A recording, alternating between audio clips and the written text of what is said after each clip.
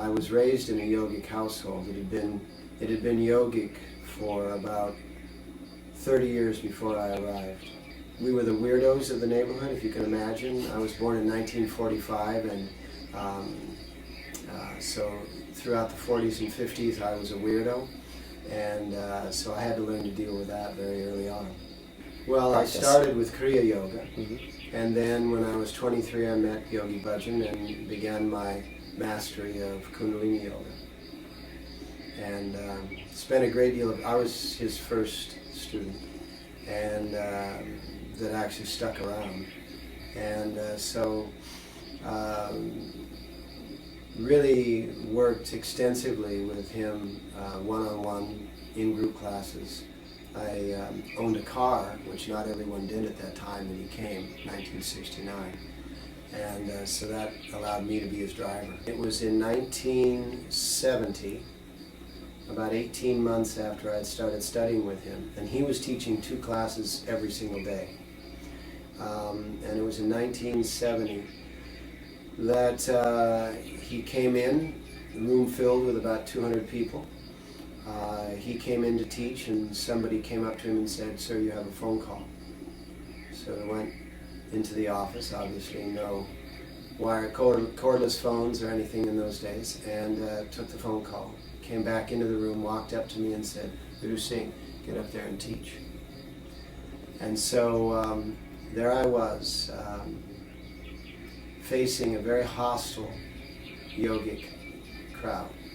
They were hostile for 2 reasons. 1, he wasn't going to teach the class, and 2, I was and they weren't.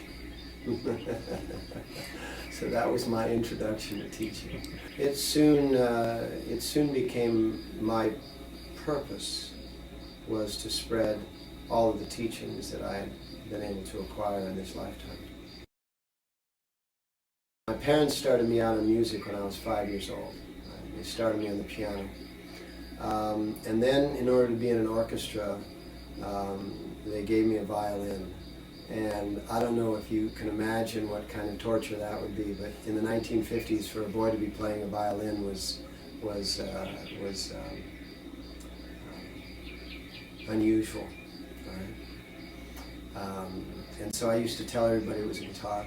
Love when music imitates life, because life, we put the rhythms together in our brain, just like we put the continuum together in our brain, because all recording devices record in moments, in segments, and our brain weaves them together. So I love the kind of music that doesn't just act perfect. Music can be a pathway to break down your expectation and open up the sense of innocence and curiosity. Tadasana means, to me, the posture of collecting consciousness. So instead of it being an individual posture of an individual person, it's the posture of all of these components that are going to be in whatever it is. In this case, it's a gathering in Southern California. I am who I am, that is I. I am who I am, thank God I am.